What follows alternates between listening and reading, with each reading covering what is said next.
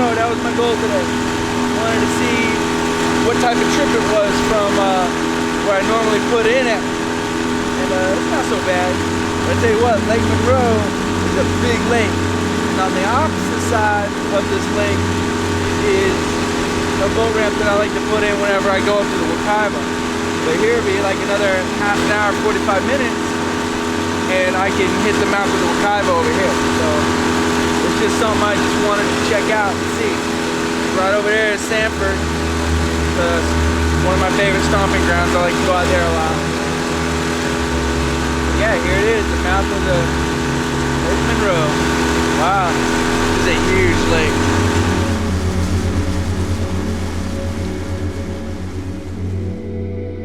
Oh, this is a massive lake. This is huge. It's nice and calm right now. It's just a nice warm breeze coming out of the south. But you can see the river walk over there in Sanford. There's a bunch of sailboats and everything. I'm usually over there whenever I see Lake Monroe.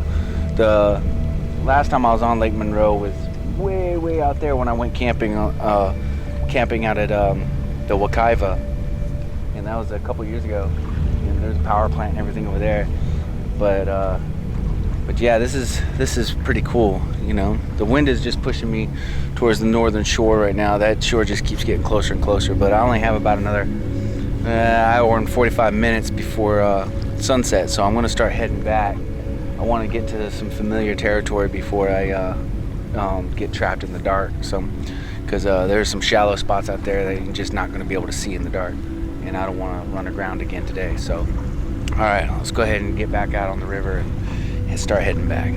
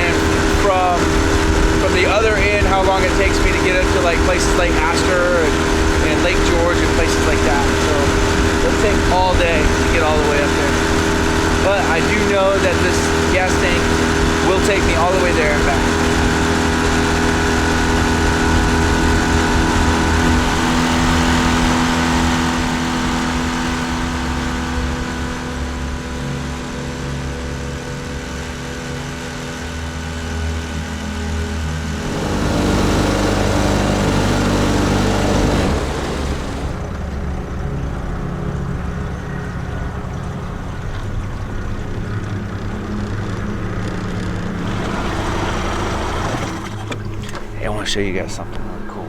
The water that comes out of Lake Jessup over here is mixing with the water that comes from the St. John's. I don't know if you can see this or not, but it's murky right here. And you see the brown? It's really murky right here, and it's almost clear right here. It's pretty wild. You see it, you know, this is just a strange phenomenon. The silt obviously is just a different consistency, and so when it meets with the river flowing out of the St. John's here, and the water's coming out of the Lake Jessup, they just don't exactly mix, so they just run into like a sort of a barrier. So I just thought that was really neat. I wanted to share that with you. Anyway, let's carry on. Cool.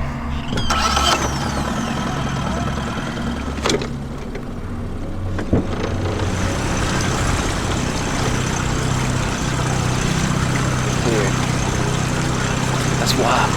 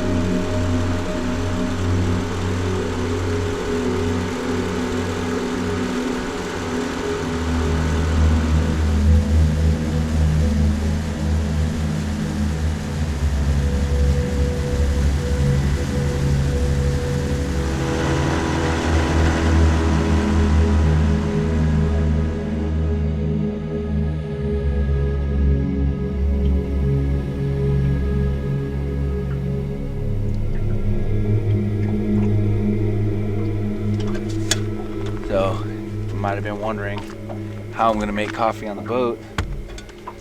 Well, it's actually really easy. I brought my little alcohol stove with me this time.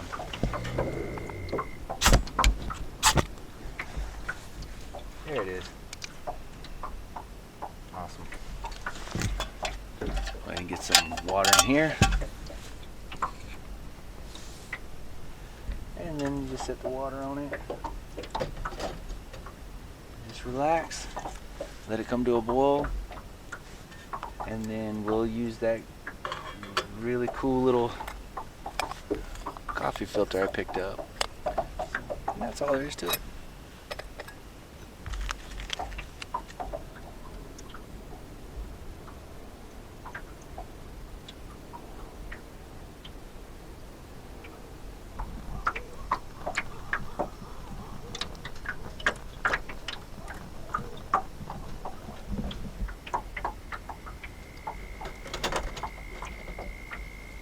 Pour a little bit on top.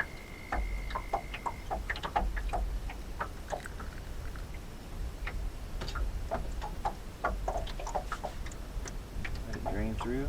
Oh, that smell. Ooh, it's starting to smell good already. Fantastic. Yeah, it's a really nice night. I tell you what though, what's going on with this little stove is I've never seen it act like this before. I think maybe I'm getting like some downward pressure or something because the flame was being like pushed or something. I don't know how to describe it. Pushed in such a way that the flame was almost uncontrollable. I've never seen my Trangia stove act like that before. So that was unusual, and it kind of makes me nervous a little bit. Maybe, you know, having a little fire on the boat like this is not such a good idea. But I've never seen it act like that before. That was weird.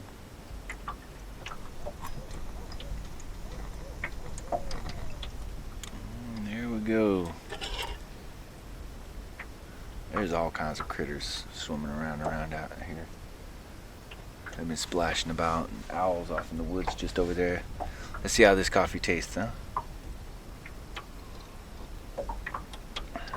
Yeah, that's a really good cup of joe. Nice and strong, exactly the way I like it. Yeah.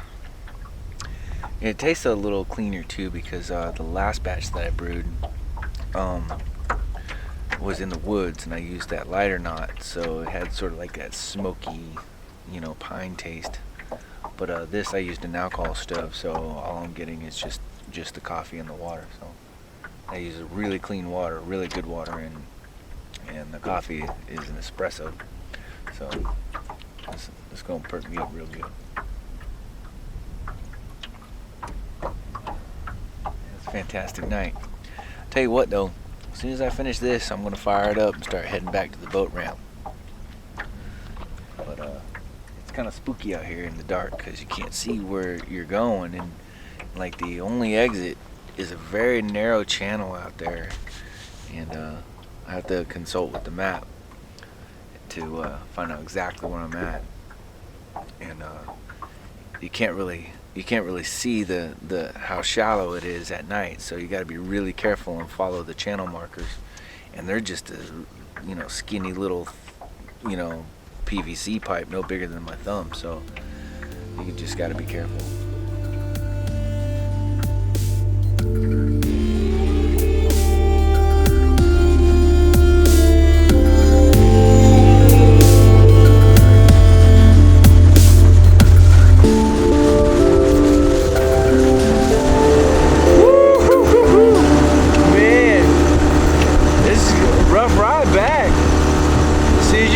Past that berm right there with them trees, it's like the wind opens up on it. I got some waves out here. A little bumpy. It's not too bad, but still rattling my rivets loose.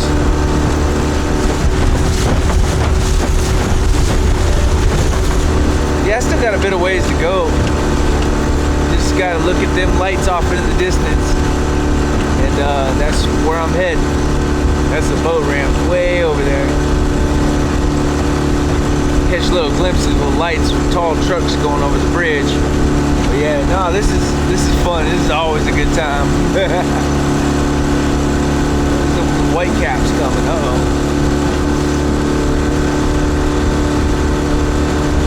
Alright, well, I'm going to focus on these waves and this wind and try to get into this channel without running aground. So I'll catch up with y'all in just a little bit. Alright, so I found the channel and I missed the markers by maybe 200 feet to the east. So I'm in like some really shallow water. And so I trimmed up the motor and I'm just kind of creeping through this muck. But I think I'm going to come out here and I'm going to add a bunch of reflective tape on those things, because they're just impossible to see from a distance.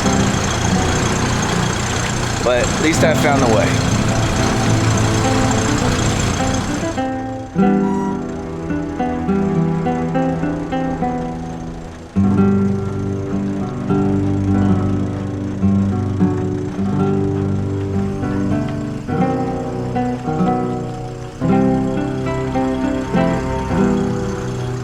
See what I mean? That thing is really hard to see. There's a bunch of them, but only a couple of them have reflectors on it.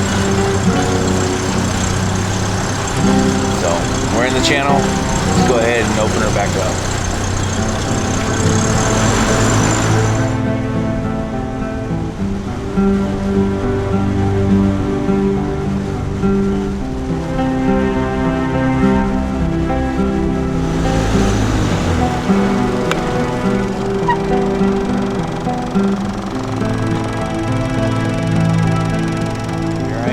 Boat ramp. Let's go ahead and get this thing loaded up.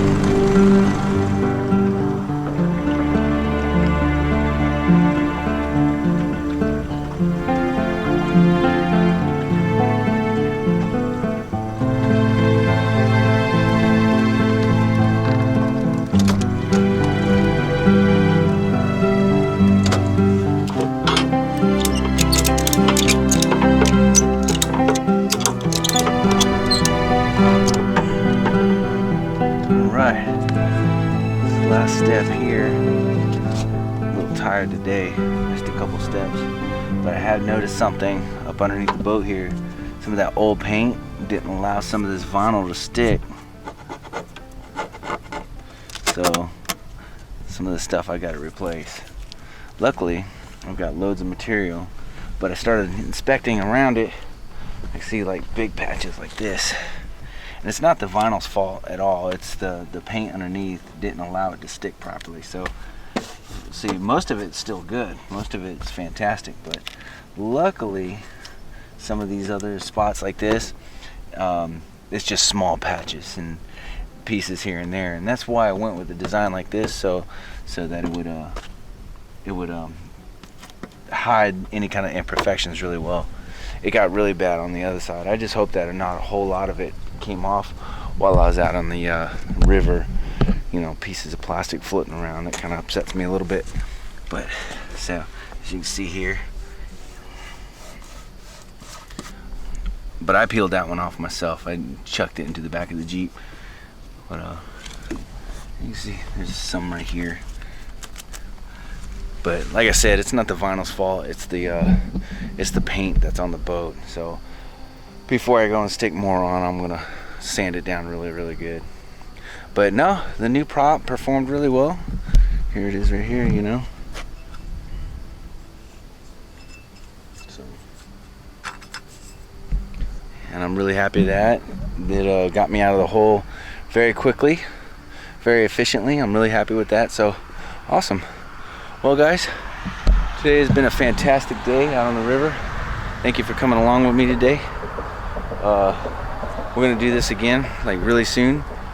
We're probably gonna go to a different area though, something with a little deeper water, and so that way I'm not running aground too often. But for the most part, I'm really happy with how today turned out, and I appreciate you guys coming along. Thank you for watching, and take care.